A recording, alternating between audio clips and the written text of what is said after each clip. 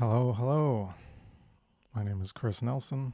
My site is evolveconsciousness.org, and this is another episode of the Great Work Launchpad, Ep.5, Barriers to Initiation, the Shadow Work, Part 3.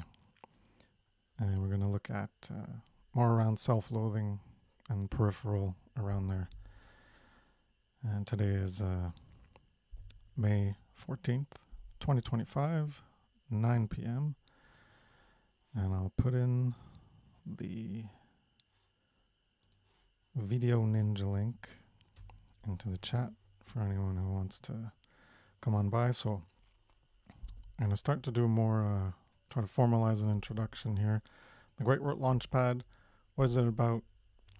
Well, we're launching, as you can see, there's a rocket, and that's the Great Work at the top.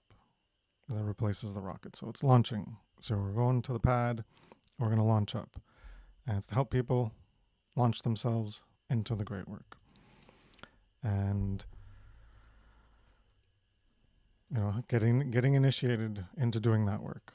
So a lot of people have the knowledge, but they haven't activated themselves into creating the content, creating ideally formalized content. It's important to get down deep enough to explain the concepts so they can be understood and why they're true. Not just like this Great Work Launchpad and just talking about topics, that's good. But we can only go so deep. And when you create your own content, that's when you can get deeper. Get deeper into it. And so that's the ultimate goal. But you can start off anywhere. You can start off doing videos like this with other people, get together with other people, or even on here. That's why I have this, is, you can, this is an open invite. Anyone can come on, so you can, hey, you want to talk for 2 minutes, present a topic, 5 minutes, 10 minutes, come on by. You can also, if you need help on ideas, I have a Telegram and all the description links. There's nobody there, but if you want to come ask me or email me from my site, from the contact page, and what can I do? And hey, Derek, can you mute yourself? Yeah, I hear you're grinding there. All right.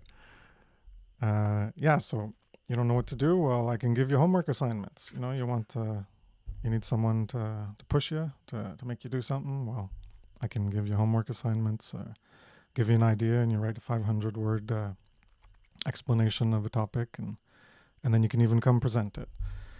But so that's my spiel for the intro. Remind people what this is about.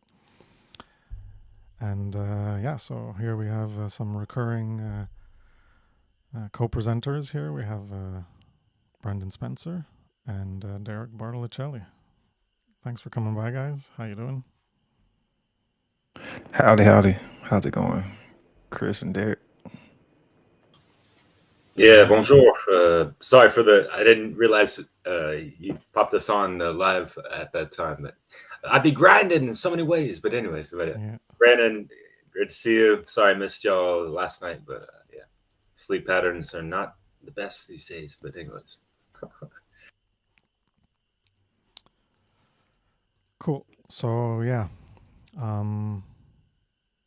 in this series of the barriers to initiation, shadow work, the first one we had was on self-respect, and then the second one last week was a bit more on self-respect, I think, and then going into self-love and self-loathing. I think there was a bit of that in the first one too. So now I have more, we can talk more about self-loathing. I have like some notes on some things that we can talk about on that topic and why it's, why is it important? Why do we give a shit about self-loathing? Well, self-loathing is like the corollary to, as a negative aspect, to the positive aspect of self-love. And self-love, as we've been talking about, is when you You care enough about truth and moral truth and yourself. And in that situation where you realize our global situation, our state of being right now is presently in the state of enslavement. So you care enough about that state that you are enslaved. And so you care enough that you want to not be enslaved. And that makes you care enough to try to end the enslavement, hence the ending of evil, the higher level morality level 2, as I refer to it. And that's the great work. And when you're not doing that, well, that means there's still some self-loathing there, because you might know everything I just said, but you're not activated in doing it. So that means you don't care enough for that care, that internal flame within you, to motivate and drive your actions. You're still missing that next level care. And so that means there's still however much self-loathing as the opposite corollary to that self-love, that you don't care enough about your own state of enslavement, or if you have children, that your own children are enslaved, to take the time out of, everyone's got a busy life, you take the time and you dedicate yourself to trying to, as I said before, ideally formalize content to explain things more deeply for other people to understand, and increase the voice of truth, make that volume of truth bigger than it already is. And so that self-loathing is something that people need to do that. That's part of the shadow work, because that's part of yourself that you're not facing, you haven't overcome. And so this involves apathy. So I'll let you guys jump in here, and I'll just give some ideas, and I can add more after if things go quiet there. I'll not talk continuously. But so self-loathing, ideas around that, apathy, and relating to care for truth, and we can talk about the Hiram Abiff and the three ruffians, apathy. So it translates into apathy, ignorance, and cowardice or laziness combined. So whoever wants to start can add your whatever you want to say about those things.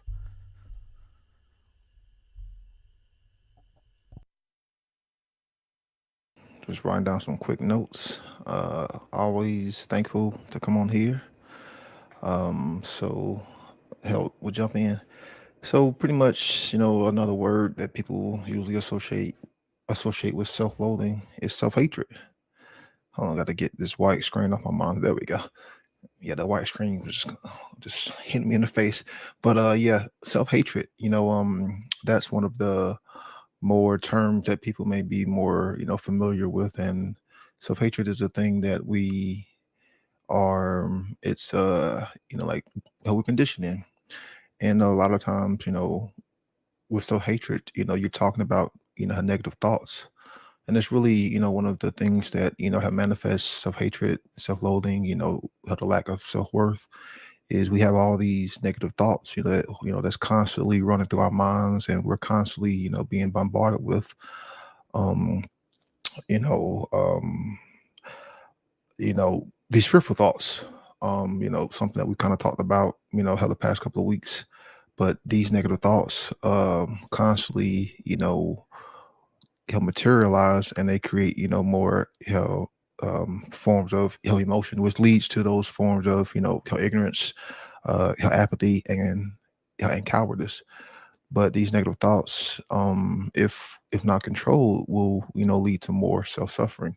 And we see like this, like the self-hatred being manifested in so many different ways, like in society, not just with the destruction of our own consciousness, but like we see what people are just focused on. It's just all negativity, lack of consciousness, lack of morality, and kind of leads into this fixation with death, and evil, and the whole death complex that people seem to love. But the whole self-hatred is even more negative, because it's like a form, if gone to extremes, could be like a form of soul suffering. to where like a person almost kind of seems, dead or soulless, to where they don't really even care about their own, physical body, don't care about their own physical well-being. And then, we talked about apathy, that, not being able to care. It's one thing for someone not to care, outwardly, but for you not to care, to want to fix your own, self, to want to fix your own thoughts, and try to control those, have negative thoughts, and want to fix your own behaviors. That right there is even more, devious, because it's like, where is your sense of being human at? Your ability, your essence to feel, your that human like element that we all should have. It's like, where's that at? Where has that gone? Is that the part, how that's missing, which leads to more and more self-hatred? Because if you can't make these things, like relatable to you, and like, you want to fix your own problems, fix your own health, and fix your own, psyche, then how can you even want to try to help somebody else? So this whole self-hatred has really got to be um healed. I mean, because it's really what we are talking about, is a means of healing. And these negative thoughts gets conditioned in us at such a very early age. And Chris, talked about the whole trauma, and a lot of things, hell, the past couple of weeks, hell, don't want to just keep, have repeating myself. But yeah, the whole self-hatred, man, is a thing. And that leads to, like, these things of, I'm not good enough, who's going to listen toward me, just these negative thoughts that are constantly running in our mind, that aren't really being controlled. You've really got to learn to start to harness, and start to filter out those, have negative thoughts, and start to, I guess you can say, start to control, how you think, and, start to be a more, like, generator of controlling, those thoughts. So you're not being constantly bombarded with that mind chatter, that fucking, just minds just jumping to, all over the place. There's no focus, there's no balance, there's no, filtration. So yeah, the whole negative thoughts that are leading to more self-hatred. Mind if I piggyback off that, Kris? And thank you so much for having this set up, having us on, and all that. Always an honor to chat with you. And I had written down childhood narratives, and some of these voices are stuck in our heads well into our adult lives, and they stay there, along with some of the recessed memories and all those aspects that we cover, talking about shadow work and all that. So yeah, that came up in a recent chat we had with Brendan Byrne, talking about hypnotherapy and how to really, tap into that unconscious, subconscious mind. And that can really help confront some of those childhood narratives for what they are, and see them objectively, so you can resolve them, heal them, and, get out of those inner blockages, to have that proper inner dialogue that you have within yourself, right? And as above, so below, as within, so without, right? So the inner dialogue is going to be kind of conveying into the exterior domain, right? So that needs to be fixed first and foremost, especially people are going to be coming up onto the mic and speaking as we are, or, any kind of video essay, whatever, right? And going to apathy, I wrote down some words that can correlate, I guess, of just how does one become in such a state of apathy? Is it their lack of emotional intelligence, their lack of care, compassion? Is it the abundance of indifference they have within themselves and the world around them and people and stuff? Are they numb to life? That kind of stuff. And it's like, have they taken the time to actually ask themselves, what do they actually care about in this world, and focus that attention in the center of their chest? Because that's where it has to start, from the heart, to have that care, to have a proper caring relationship full of proper love and stuff, and have the trifecta love, right? In Greek, got philos, eros and agape, to really put forth that, life force energy behind one's great work, or just, life path, right? So yeah, make it short and sweet for now.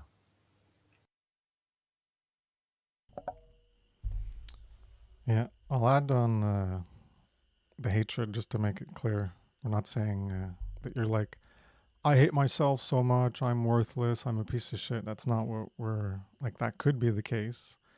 But we're saying that inside, that, like Brandon was saying, that you don't even care about that situation that you're in and wanting to do something about it, and healing from that lack of care. So it's an indication that there's like an aspect of hatred in terms of a lack of care and love for yourself, for your own existence, and the condition you find yourself in, that we all find ourselves in, which is of enslavement, various degrees of enslavement. And if you're not going to develop that care and love for yourself, then how could you possibly have it for others? How could you want that care and love for their own existence to be free from enslavement if you don't even have it for yourself and you're not even willing to do it for yourself? And yeah, I think that's the self-hatred aspect is a good angle to look at it from, the self-hatred / self-loathing. And it's something people don't think about, certainly certainly not in the whole world, and let alone in, not even in the whatever, the truth freedom movement. People don't even consider that as their inner psychological state that they're currently living in, and the need to get out of it and do the work to get out of that darkness, to lead themselves out. Yeah, so I guess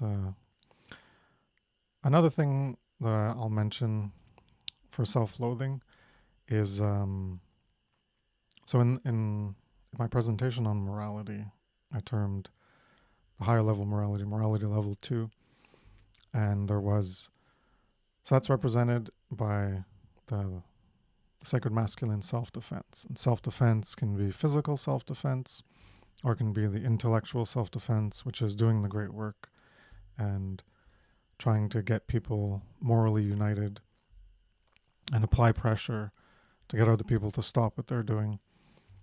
And then if they don't, eventually, if we reach enough numbers, well, we can make them stop physically through physical self-defense. And the corollary to that, as the opposite, would be pacifism. And I termed it, I think, in my pillars of darkness, as opposed to the pillars of enlightenment, the sacred feminine, the sacred masculine, non-violence or non-aggression, and self-defense. Well, the pillars of darkness are pacifism, and on the masculine side is domination, being a predator, dominating. And that's master and slave. The pacifist does nothing to defend themselves, so they're in slave think, and the dominator is in the master think, where they can think they can just dominate and control others to make them subsume their will to their will as the one who's doing the domination. And that's what people are stuck in. They might think that, oh, I'm not a pacifist, I defend myself. Well, maybe in like a physical self-defense, but you're not engaging in that intellectual self-defense, because you're not in that constant state of a physical self-defense at all times. But we are always being imposed that slavery. So you're not always defending yourself against that slavery in a physical sense. That would just probably result in the termination and the extinguishment of your life, because the powers that are united in keeping the enslavement going are larger than you as one individual. That's why we need numbers to make this change, either through intellectual self-defense, by growing the voice of truth and influencing others to stop their behaviors, or, as the less preferable, is the physical self-defense, to make them stop. So yeah, that's one aspect. People can think of it more deeply in a different way. Do you want to be a pacifist and just do nothing to end evil? Because that's what you're doing if you're not doing the great work of trying to get people to understand, what's right, what's wrong, what's moral, what's evil, what's good, and all that is helping to end the evil, because that's going to influence their behavior, so that if they are engaging in it, then they're going to learn to not do it themselves, and eventually learn to do that work that influenced them. And then it grows and grows and grows. It's being a link in a chain for moral truth and trying to restore freedom. I don't know if anyone wanted to add anything to that, and we could talk about, if not, you can go into the Hiram Abiff, apathy, ignorance, cowardice, laziness, how this factors in, maybe.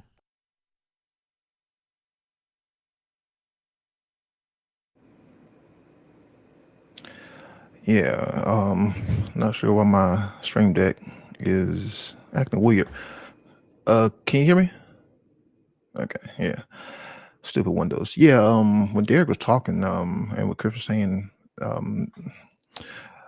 this idea of boundaries just popped into my head, because it's really what we are, talking about. And a individual, who's stuck in that, that state of self-loathing, I would say, doesn't have, true boundaries, and they don't understand the importance of boundaries, because that is, understanding both aspect of how the masculine and the feminine, and you respect those boundaries. And then if someone oversteps those boundaries, then you would use, defense to, to stop their, aggression.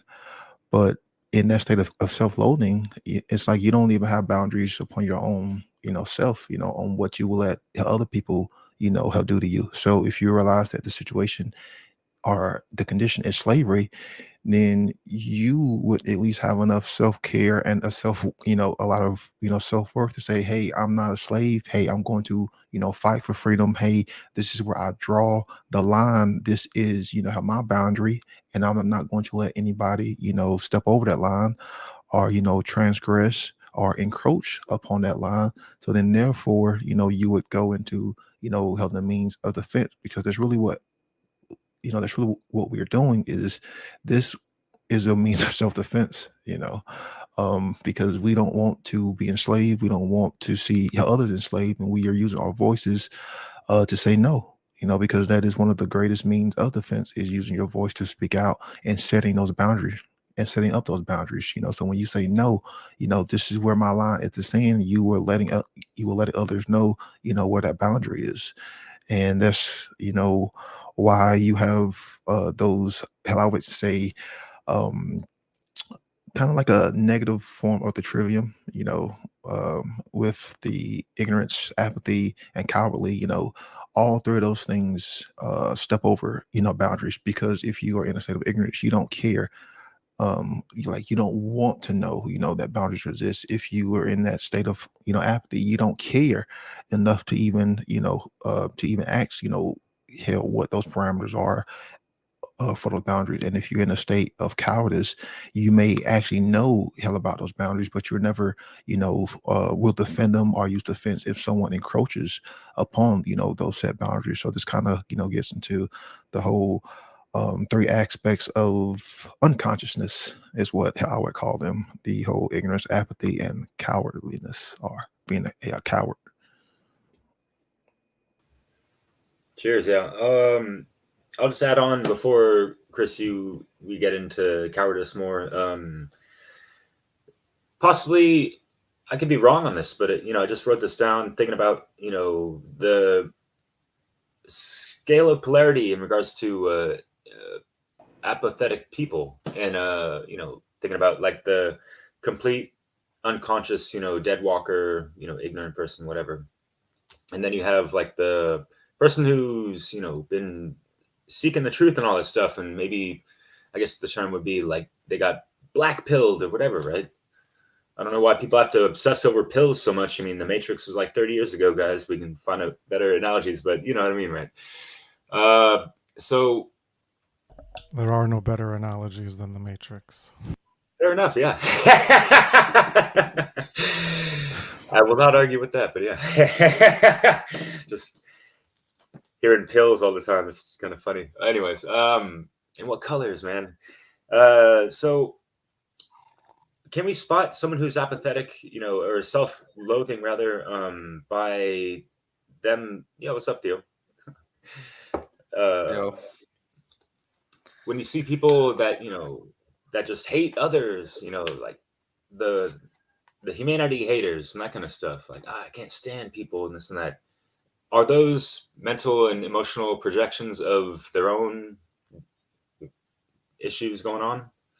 And then I'm sure you've heard, even some friends and this and that, and it's more in the lighter side of thing of I can't stand people and this and that, and it's just coming from the aspect of someone that's gotten over a lot of the programming and all that stuff, yet they're just inundated by a bunch of ignoramuses and that kind of stuff. The ignorati, right? Or whatever it's called.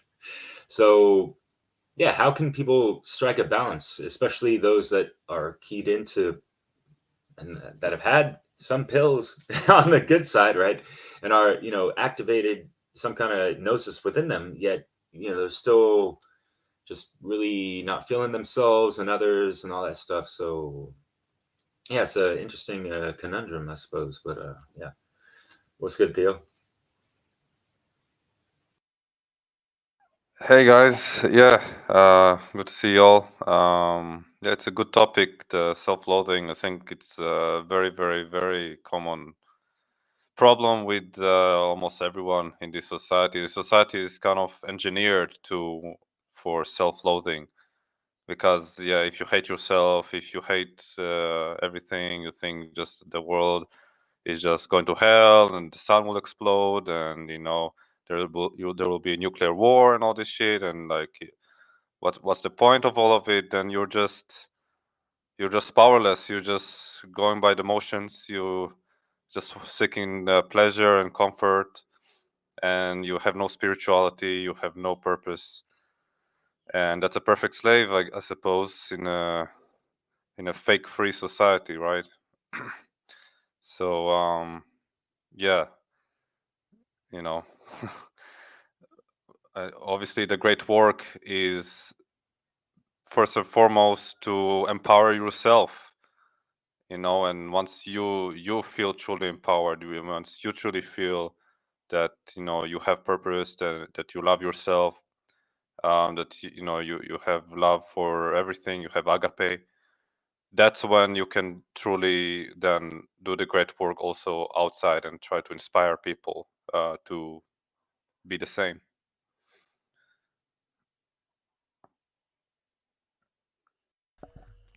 Yeah, those good points on the whole black pilled. There's no point to any of it. There's nothing you can do, and you're disempowered. So, you realize that you do have some power. There is something you can do, and stuff like this is what you can do, is to try to increase the voice of truth, because it's true. People get I was going to say a limited perspective, but they get like a false overall perspective of how reality generation works. As I visualize in my circle of life, as I've called it earlier, in that circle with the trivium and the trinity of consciousness connected. You yourself aren't going to bring an end to slavery. You yourself aren't going to, make everything change. And so people just look at it that way, like me, myself, well, I can't do anything. So the way things are, I can't change that. And so there's nothing I can do. I'm just going to keep living for myself. And that's another aspect that we can talk about, is this selfish living. And then they just care about themselves and those around them. And it's perplexing. It's an interesting inner conflict, and that's one of the things I have noted here too, because they still have aspects of self-loathing and self-hatred, as we've been talking about, but they're also mostly just concerned with themselves. So it's not that, oh, they only care about themselves and those around them, their friends and their family, and oh, well, then they have self-love and self-care. Well, no, they have it in more of a negative sense, not in a like dark evil sense necessarily, but that negative sense is making them focus just on what they can do for them, or what they can do for their family, or what they can do for their friends and other people they know. And they're not looking at what they can do for everyone in a global sense, in terms of the reality we live in. That's how this aspect that they're not realizing is the co-created aspect of the world we live in. So even before, at one point there wasn't governments. It was dictators or emperors or whatever system, and then they changed it to deceive us and make it, hey, it's we the people. You guys are in power. Hey, don't you feel empowered? Yeah, it's great. And so to make that happen, it's not like one guy was like, okay, governments are here. They're in reality. Ta-da! I'm the one because I got tons of money. I made it happen. Well, no, it's everyone deciding that, oh, that sounds like a good idea. Okay, let's get on board. Let's get on that bandwagon. And well, that becomes the way everything is, because everyone accepts it as the way it's going to be, whereas it wasn't like that before. And that's where the power actually is in what I've called the principle of quantity, or the principle of the majority. Whatever the majority are doing is what's going to happen. So if people want to do bad things, then the bad things are going to be happen. If they want to allow other people to do bad things, well, then they're going to allow other people to do bad things. And if they want to stop them, well, then they can stop them. They can do whatever, and whatever they do is what ends up getting done. And so that needs a quantity of people. It needs more people doing it. And we're not at that point, because that behavior is motivated and driven by the internal realm, as within, so without. So that internal mental state is not present in the majority of people. Hence the need for doing the great work to influence and bring this information to more people, increase that voice of truth, so that they can have the opportunity to access the information from different people, different sources, different ways of explaining it, and then they can potentially be influenced by it. Otherwise, if they're not going to be influenced by it, well, then they're not going to change their behavior and the necessary methods that will potentially result in that outer world changing in a different direction. They're just going to keep going in the same direction, keep focusing on themselves and on those around them, and trying to impact. All of their energy and their time and their attention is going to be directed towards either themselves or those in their immediate vicinity, and they're not enlarging that compassion and that focus and that agape, is that caring, about something outside of you that's bigger than you. And we're not talking about caring about government or being in the police or the military, or all these things that people give themselves over, and they think that they're connected to something larger than themselves. We're talking about the ultimate thing to be connected to, and the truth itself, as caring for truth, and especially moral truth. As I mentioned, not caring about football or baseball or hockey statistics, but caring about quality truths, which is the most important, are moral truths. And that will propel us towards a greater quality of life for everyone. So it's about not just how you can use moral truth to impact your life, but how you can use moral truth for an impact on everyone's life. And that's the wider care and the wider sense of love, of including all, because freedom is for all, and freedom can only be created by all, for all. You're not going to be creating true freedom while you just focus on yourself. You're not going to have true freedom in an area if some people are being enslaved, because true freedom is a representation of the aggregate. And when you sum all that aggregate, well, you're not going to have that pure blue bucket of paint. You're going to have some red mixed in there. So it's not going to be pure blue. It's still going to be mostly blue, and mostly everyone's going to have their freedom, but your area isn't going to be an area of true freedom.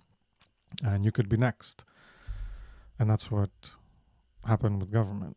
They might have started or long ago with authority.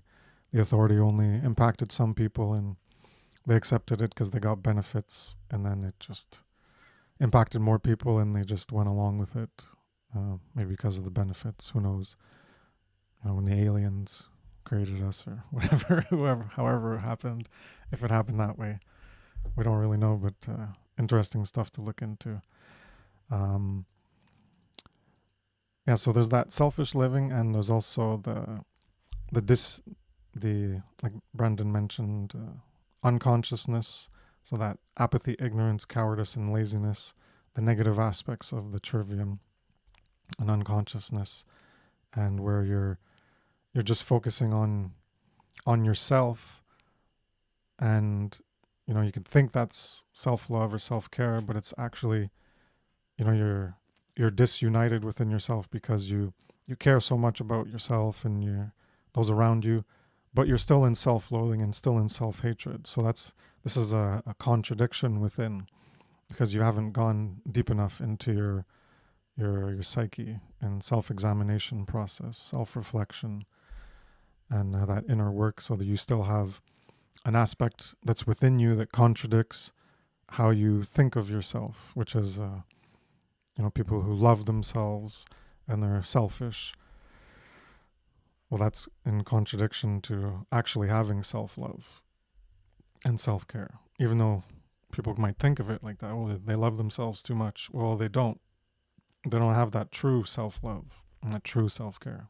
It's a corrupted form of it. So if anyone wants to bounce off of that.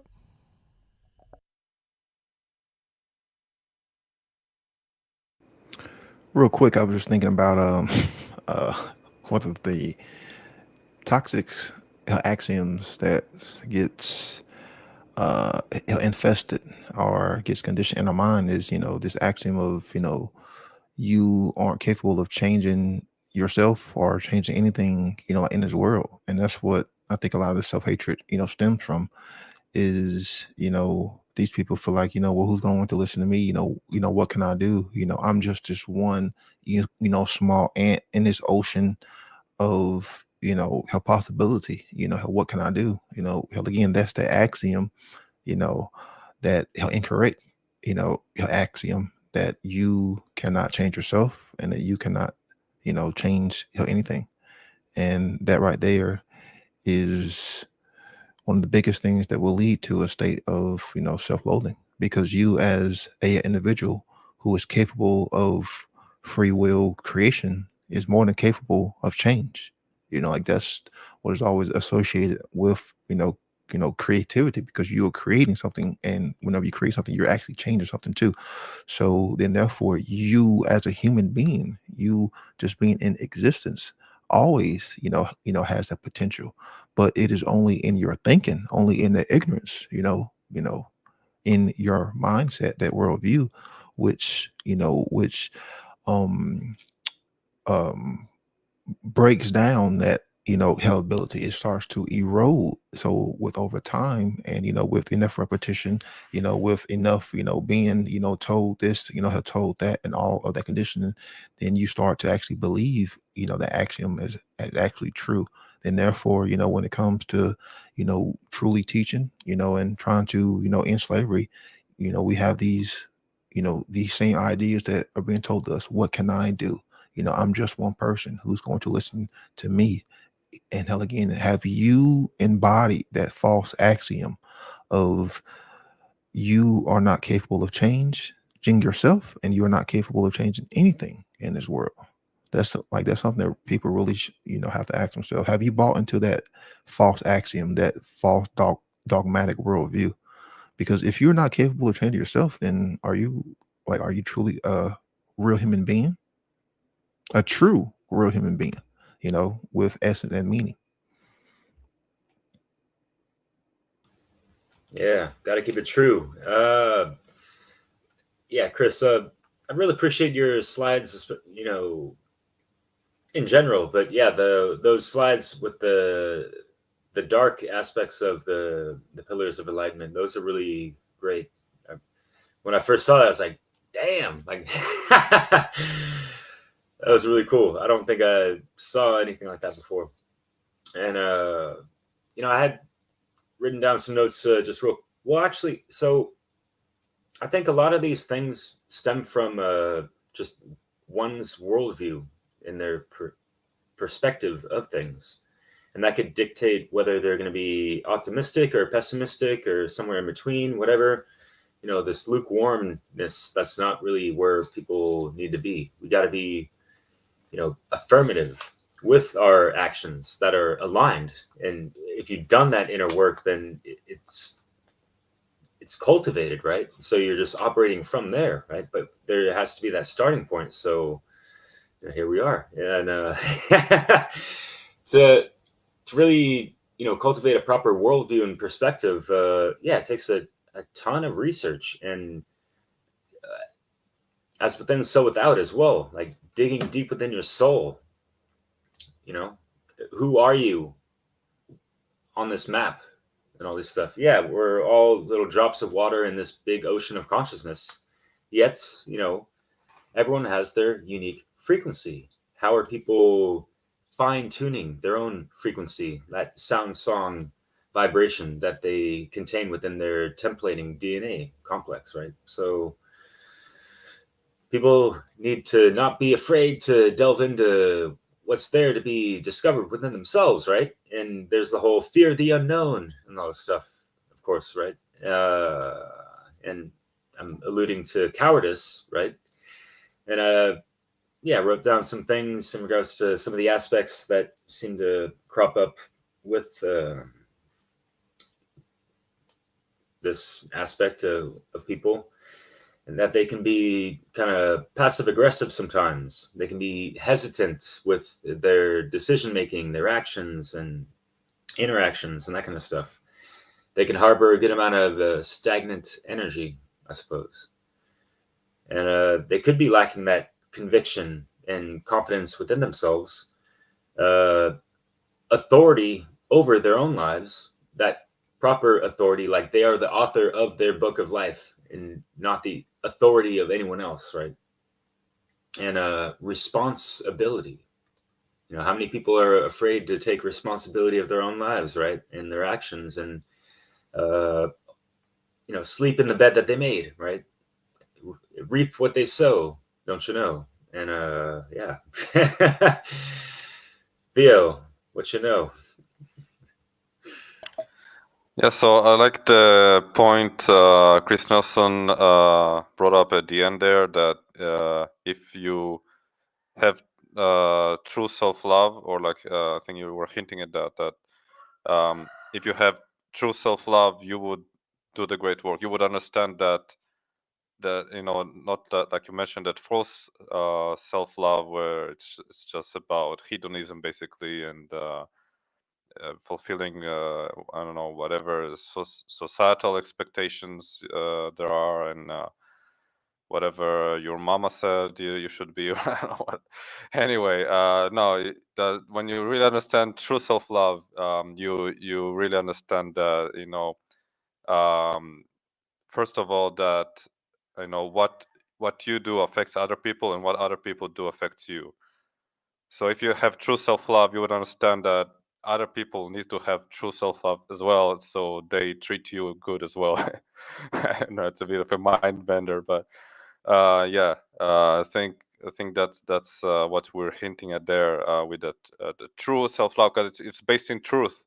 And if everyone is all loving themselves in a fake way, so they're living in a fake fantasy world where hedonism is the most important thing, and government is the best thing ever, and wars are okay, they must happen, it's the necessary evil, then they don't truly love themselves, obviously.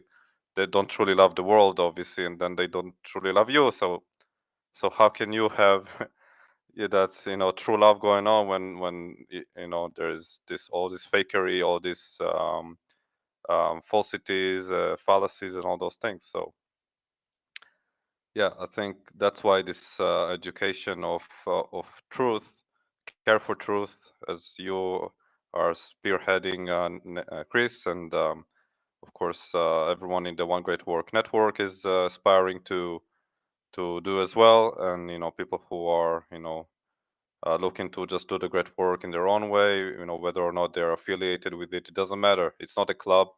It's for everyone to do if you want that true self-love, if you want that true, truly free, truly moral and beautiful world that we're trying to cultivate.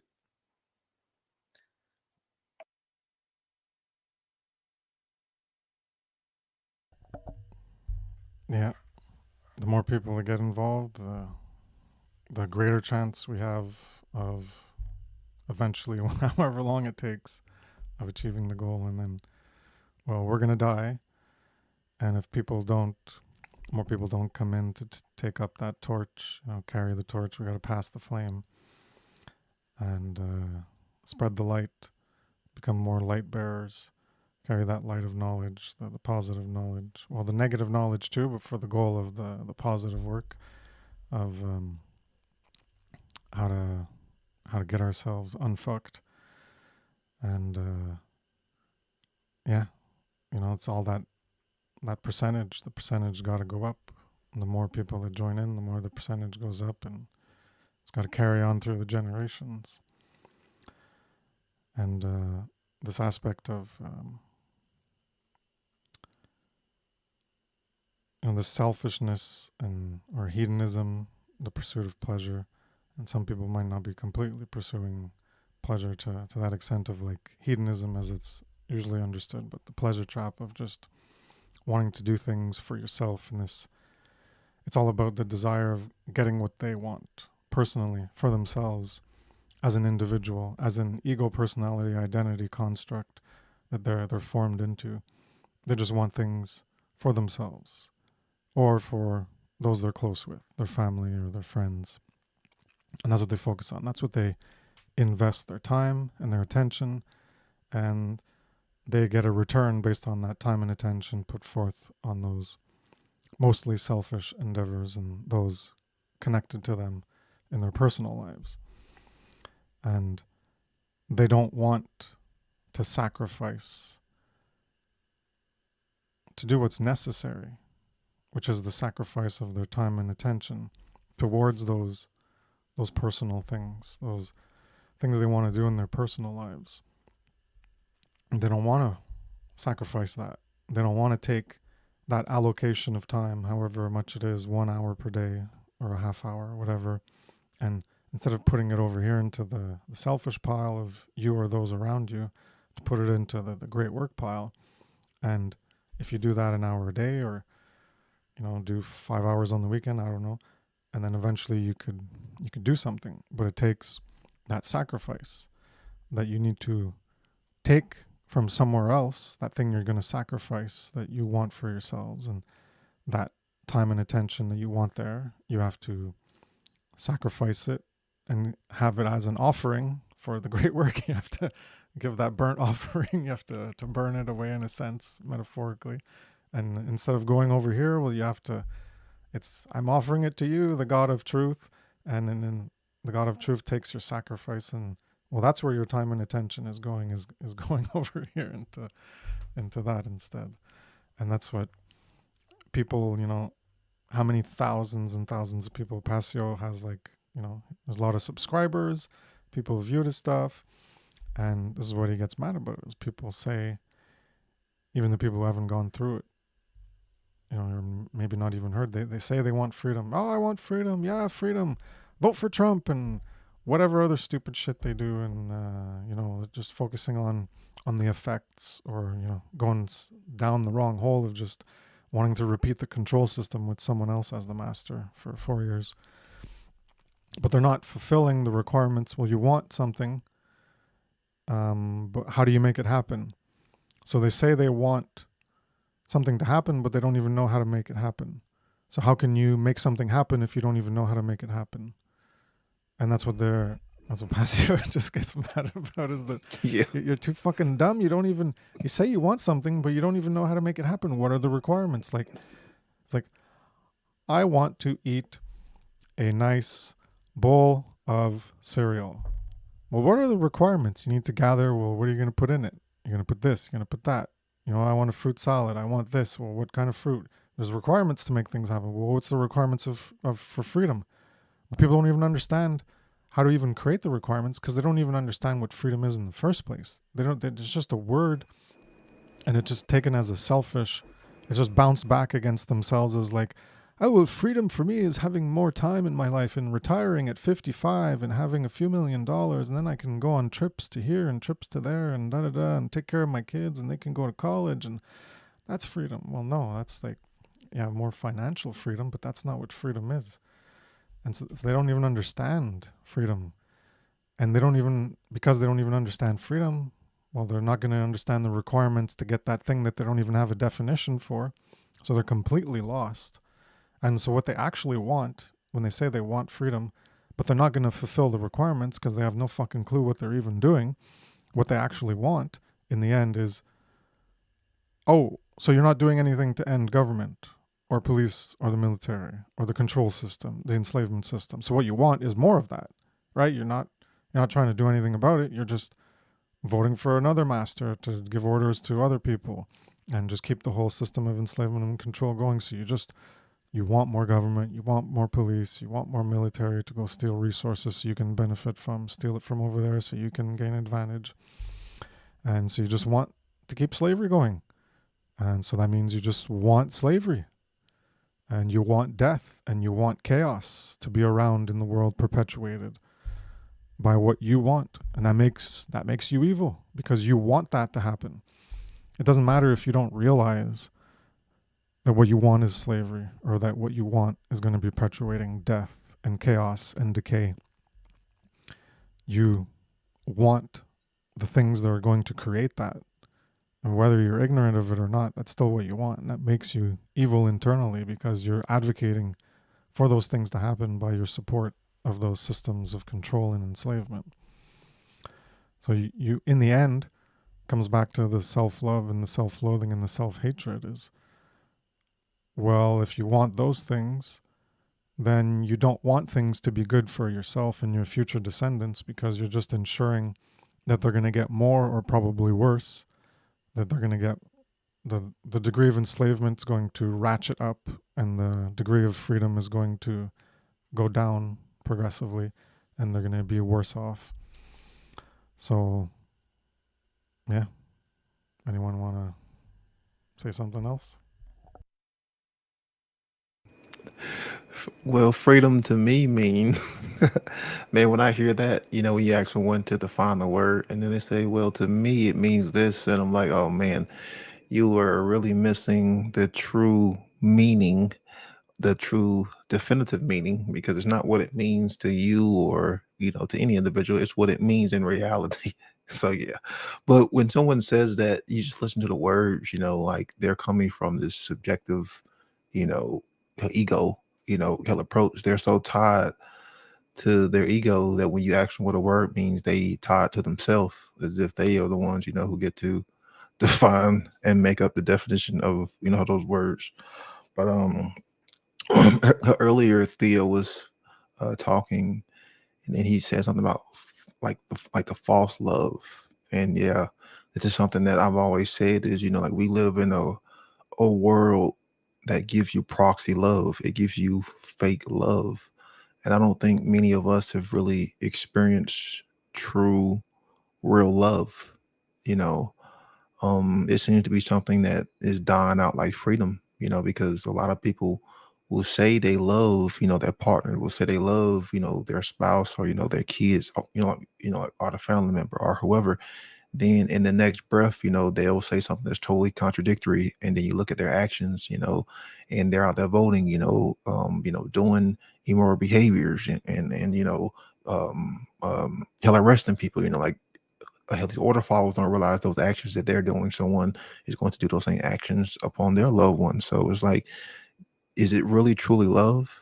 And, I'm not talking about, just like eros or, philios or, like the love for your, son. I'm talking about like true love, to where you put doing the right thing over any other relationship, true agape. You love truth and you have that principle of wanting to do the right thing first over any kind of, one-on-one, relationship. So yeah, I just wanted to bring that up. Is we live in a proxy love world. And let me see, what else did I have? Yeah. Oh yeah, what they talking about the ego and all this stuff. Another reason why this shadow work is important, because when you get into this line of work, when you start, dealing with other people and individuals, if you have not done at least a modicum of internal work, it will bleed out onto this kind of work, and other people will start to see it. We've seen it in other people. You get into groups and you start to see certain ways people act, and it's all telling, because with enough time, everything starts to show. People's true colors do start to come out. So that's why it's so important to start doing this work, not just because it's the right thing to do and the correct thing to do and it's the required thing to do, but if you're really going to do this work, then it comes with the territory, because if not, you just will not last long, because those traumas, those inconsistency, those fears will always start to bleed out and creep up to the surface and bleed out onto other things. Yeah, real talk. And this is kind of what I mentioned in the video that I finally finalized after like just putting this off for over a month.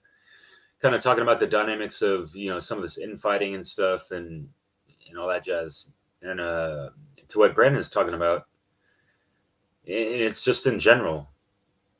Anytime you open up your mouth, in general, you're exposing your level of consciousness and awareness and where you're at with your inner work and all that stuff. And yeah, over time, as Brandon said, you can see certain patterns with people, with the words they use. Are they congruent with their actions and stuff? Are they emotionally in control of them? As all that stuff. So yeah, and yeah, the whole fake love stuff and all that. How much is it lip service? To what degree, right? And what delusions are they saying it under? And yeah, again, it kind of goes back to some of these worldviews that I was talking about. And spending the proper time, as Kris was talking about. Yeah, time is so valuable and important, and people squander it like it's the Netflix binge fest or whatever, right? So yeah, I see that, people can be quite selfish with, their squandered time. It's kind of like the My Freedom movement. No, this is my time. I want to spend it how I want to, and just, I just want to, tune in and cop out, as that one saying in the 90s used to go, right? I know folks ain't really watching the boob tube anymore because there's so much streaming and all that jazz, right? But regardless, there's an overabundance of distractions at the same time with all this stuff. Shit, power just went out for a second. Sorry. So how can one really get a foothold into flipping the script and looking to purge their garbage time into valuable time? Like anyone's free time away from work, what do you do as soon as you get up from bed? Do you have to have a breakfast and that kind of stuff? Are you able to listen to podcasts or something like that of substance while you have to clean, cook, or do any kind of chores and all that stuff, or during your commutes and all that stuff? We need to optimize our time in so many different ways, right? And like, how much value are you getting out of the latest poop culture crap anyways, right? Or movies and all that stuff. I'm not saying they're worthless, but compared to what we've been researching and all that stuff, like come on now.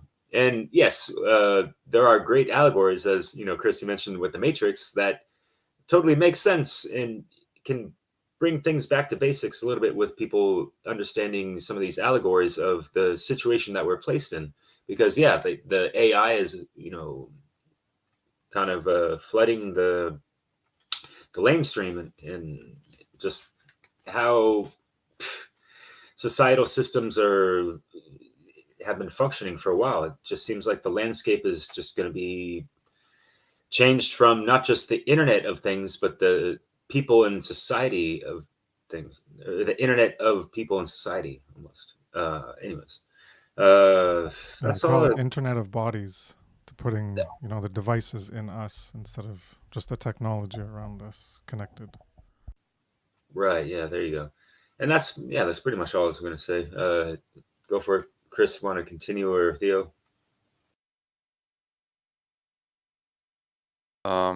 Yeah, I can just say quickly that so continuing with what you were saying, Derek, is about true self-love. Also, what I was saying, I think yeah, you kind of connected the dot there, because another thing is like, yeah, if you have that true self-love, you wouldn't be just binging Netflix and watching pop culture and TikTok videos and whatever the fuck all day that have no meaning. It just eye candy, or just, I don't know, just funny videos, cat videos, whatever the fuck.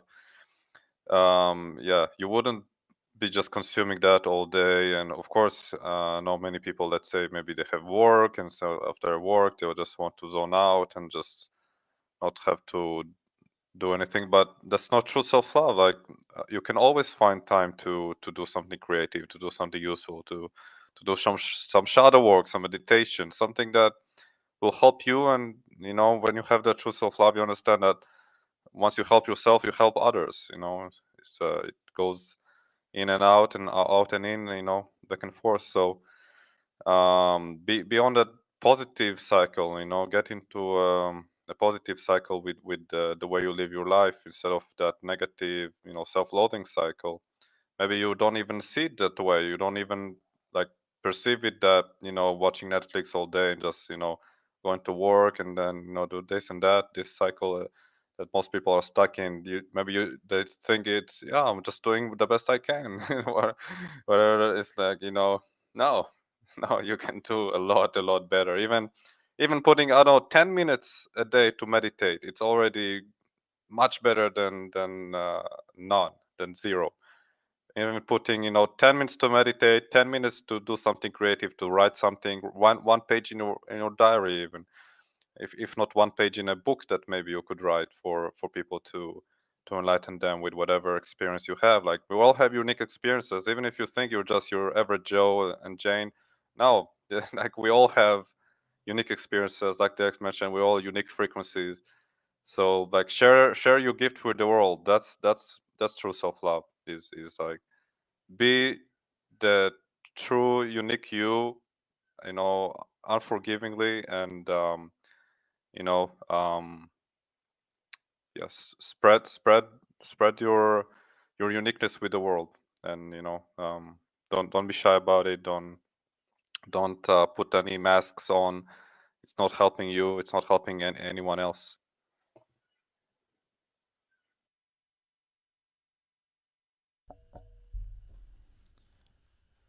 Yeah, one thing, you know, I think Theo and Derek mentioned it last time about the black pill, and there's no point, or hating others. Like in general, oh, those sheeple, all the masses, they suck and they're stupid. So usually it's disliking them because they're, you know, they're still in the brainwashing and the mind control. So these other people, well, they could have been red pilled, right? And so they're aware of it. So they're like, oh, the masses, the sheeple, they're dumb. You know, we can refer to people who just don't get it and they're still asleep, unconscious, dead, uninitiated, unbegun. But, you know, so okay, so they're not like you that way, but are they like you another way that they're not doing? In the sense that, well, they're not doing anything to end evil, but neither are you if you're not activated. So, you could still relate to them on that aspect that you're also in that negative quality. You want to bitch about them in that negative quality that you don't have anymore, but you still have that negative aspect within you that you haven't activated and overcome, that darkness within. And so they're behaving that way. And you can say, oh, well, they're not doing anything. They're not doing anything to end the evil, or the true sense that we're bound to the free will choices of others, and that's true because of all the actions that they take as a majority, that they want the system of enslavement, even though they don't realize that it's a system of enslavement. They still want it. They still like it, or else they'd be doing something to try to end it. And since they're not, well, they like it. And so we're bound by the actions of others, and they're not doing anything, but neither are most people who can be in this mindset of like hating the other people. There's like one thing of referring to them as, yes, dead, unawakened, uninitiated, unbegun. But if you're not doing the great work, you're also in a level of unbegunness. You might have begun that inner work, but you didn't go far enough away, which is what we're talking about here. This is the facing the mirror, the barriers to initiation, that shadow work, that inner work that you haven't gone far enough into and you haven't worked through to activate and actualize, to remake yourself as a phoenix burning in the ash, burning in the flames and remaking themselves, reborn from the ashes. And there's other illusions and symbolism that we can come up with for remaking ourselves, and alchemy. So a lot of people have done like work on themselves, red pill, but they can view others in a negative light. Okay, fair enough, but recognize that they're also in the position that you're still in, because yes, they're like that, they're not awakened, and you are to a certain level, but you still have more to go, and you're still not contributing to ending evil, just like they're not contributing to ending evil.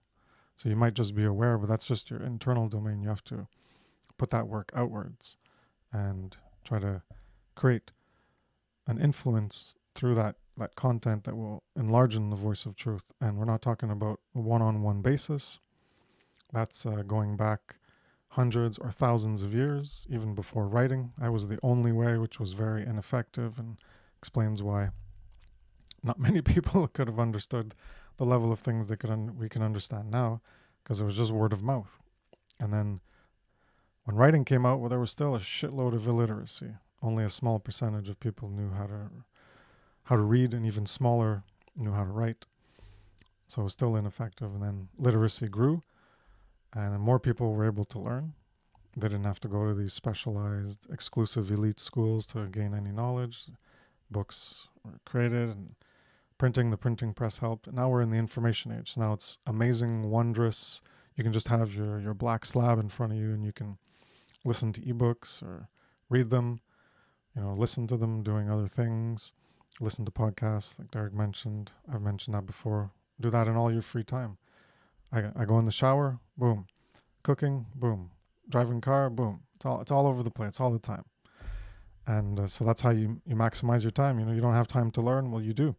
Because all these times where you're just doing these mundane chores, that's time where your attention can take in that information from an audio source. Obviously, you're doing something, so you need your eyes usually to do that.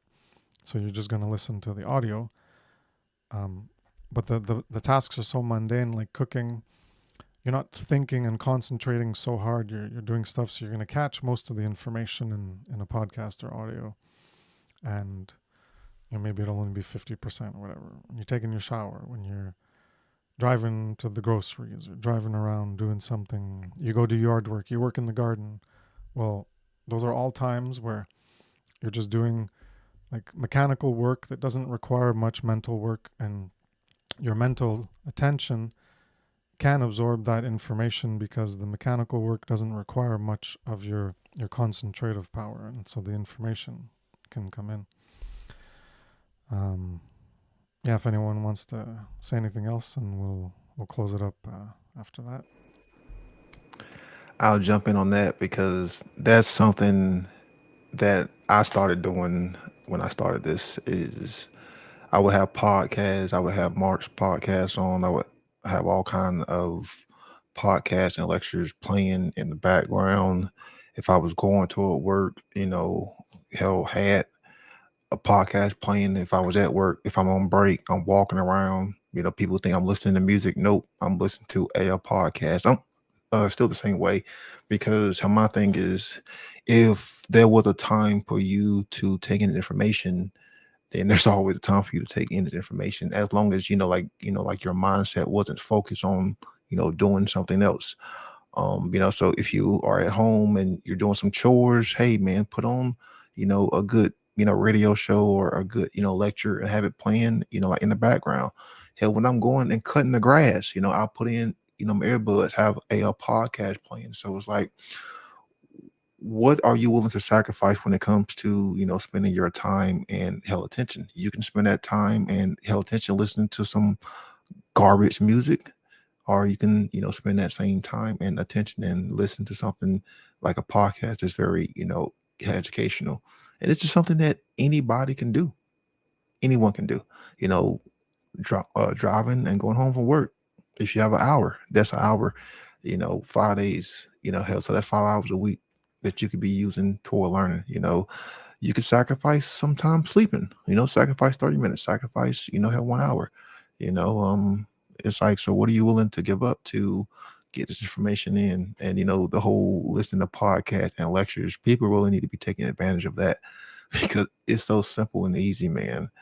And like Kris said, you may not retain like all the knowledge, but if it's an hour podcast, you listen to it, 2, 3 times.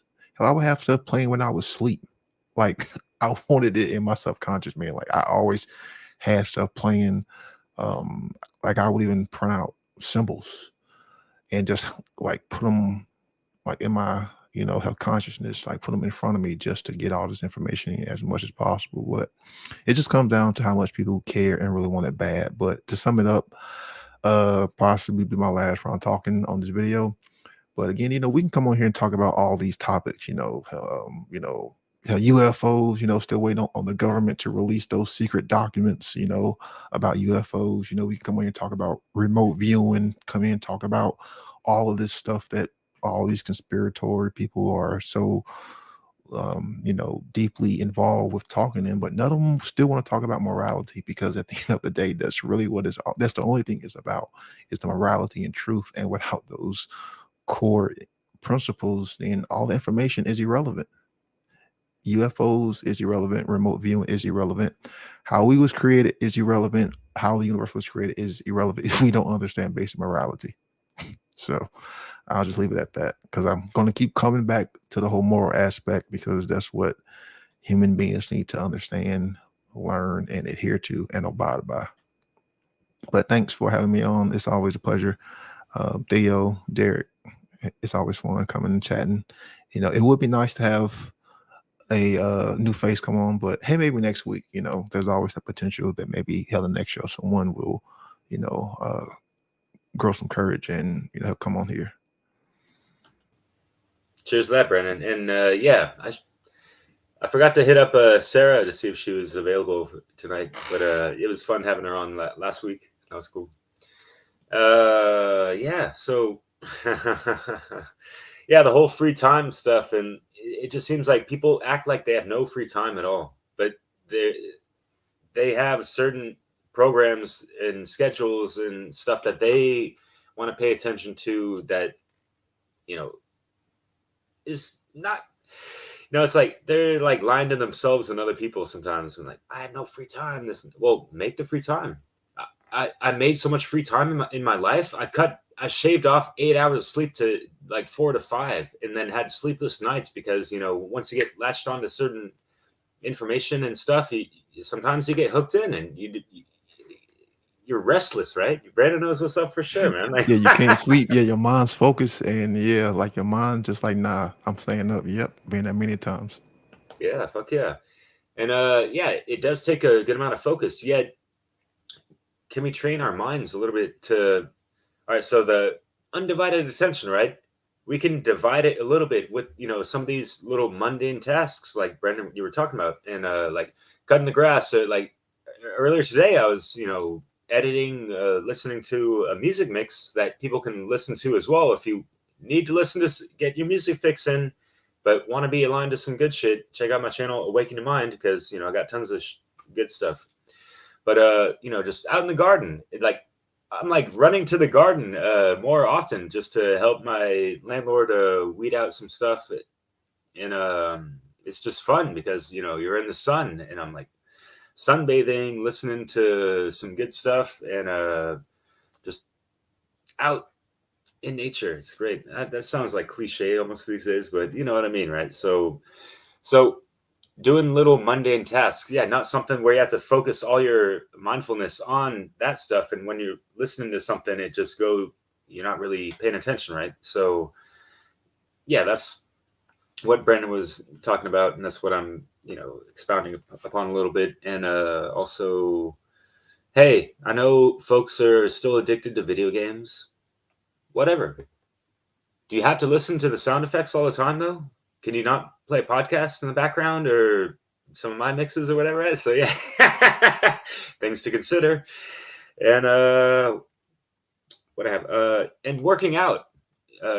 That's also something great. And yeah, I know people need that, whatever kind of motivational, high octane music sometimes. Like, do you really though? Like, like get some high octane Mark Passio up in your earbuds. All right, that'll get you pumping iron pretty fucking heavy, right? So yeah, and yeah, just focusing on building our and maintaining a good physicality, all the health aspects of our lives. It all goes back to self-care, and that is, when we focus on that, it's going to be dissolving some of that self-loathing, I think, as well, because we go at it, go at it hard, looking yourself in the mirror, you're grilling yourself, right?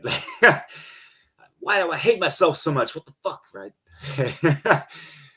Is that the right approach to take it, or do you take incremental baby steps towards something? Or hey, sometimes whatever floats people's boats.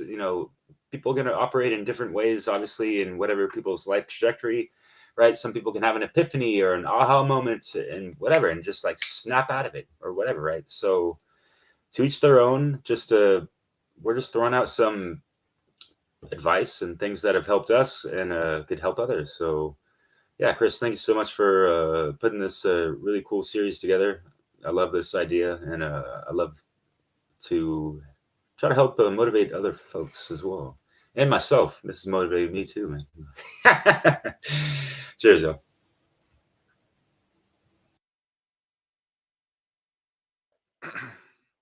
Well, just something just came to mind with what you said, Derek, like baby steps. I think like something holding people back from doing something like this is just that look in the mirror. Like that's that first step. I think even Mark mentioned that. It's like, when we're doing this, we're seeing ourselves all the time, right? When we live streaming, doing this kind of podcast, video podcast, yeah, you see yourself, and I think most people really are scared of that. They have that self-loathing still, even if they are already like are part of the even natural law community. We see so many people who understand those things, or at least mostly understand those natural law information, and then they still cannot get beyond that barrier of entry to the great work, like just because, yeah, they just maybe cannot stand the way they look, or they're afraid they will look silly or something, or they sound not smart enough. I don't know what. So take a good look in the mirror, because what we do here is like we're just seeing our mirror self when we're just talking, and of course we're having conversation as well. But again, just do that first baby step. Look in the mirror and accept yourself. Say good things to yourself, like look in the mirror and say I love you. Say you're great. You have amazing potential. it sounds a bit embarrassing, but this is one of those things you gotta do sometimes, right? I mean, yeah, go out to nature, like have a connection to the earth, maybe hug a tree or two. Don't be afraid to do those things, because those are the steps to healing and to true self-love, I think. All right, so if you don't love nature, how can you love natural law? How can you love yourself? So yeah, and one thing that Brandon mentioned about morality, like that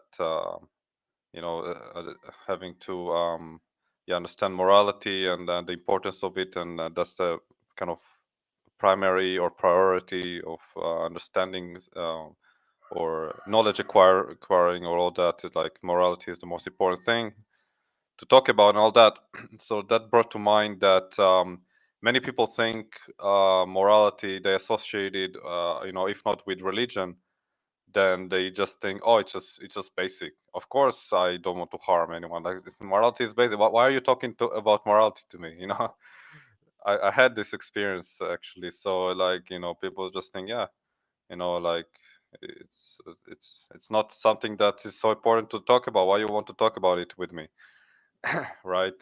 So it's like, how do you explain to people that actually there is a lot to talk about with morality, and that it is very important to always talk about it, to always how to say, like, put another like nail in some, like, I don't know, I don't have a right metaphor right now, but like make it stronger, like hammering another nail on that sign of, like, true morality, like, every day, like to really have it solidify in people. Because one thing I can explain to people is like, look at the world, look how many wars there are still going on, look how many people still lie every day, how lying is normalized completely, which is immoral, because you're deceiving, right? You're stealing someone's truth away from them. And so yeah, there's many examples to how immoral the world is, right? What's going on with animals. So, and obviously when you have events like the COVID nonsense, then that's another example of the immorality of the world, and the craziness of it. So I think once you present those examples, then people can already understand, okay, well, you're right, maybe there is something to this morality that we need to go back to and solidify better, and harp upon, and yeah, make it a wider conversation. Yeah, inspire other people to talk about it. Yeah, it's not important to talk about fucking conspiracy bullshit, flat earth nonsense shit. It doesn't help anyone. So talk about what can actually help the world.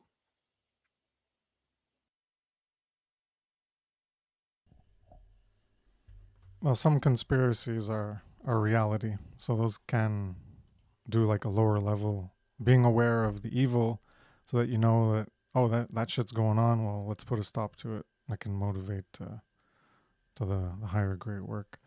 But yeah, overall, a lot of pointless stuff, or very speculative, and doesn't really change anything. So what's the point? Yeah, so we'll end it there. Thanks again for coming by, Brendan, Derek, Theo. Appreciate it. And be back next week with Great Work Launchpad episode 6. And then maybe the week after, I will have finally kicked myself in the ass to finish another part of the Law of Freedom. I think the title's like Karma and Authority, something like that. So I'm going to try to put more of my time into getting that done. And yeah, probably not going to be done next week, but the week after, I think so. Who knows? Maybe next week. Be a surprise. But planning on Great Work Launchpad episode 6, and I think we'll do Disunity Consciousness. I'll have that as the title within the shadow work and get into the whole aspects of consciousness, the positive and negative. We can bounce off ignorance and knowledge and the cowardice and the courage and all that stuff, and talk about disunity and unity consciousness and clear that up for people and help empower them. All right, well, have a good rest of your evening or day, as it is for Theo, and soon to be day for Derek, because he's in the wee morning hours there. So take care, everyone. Peace.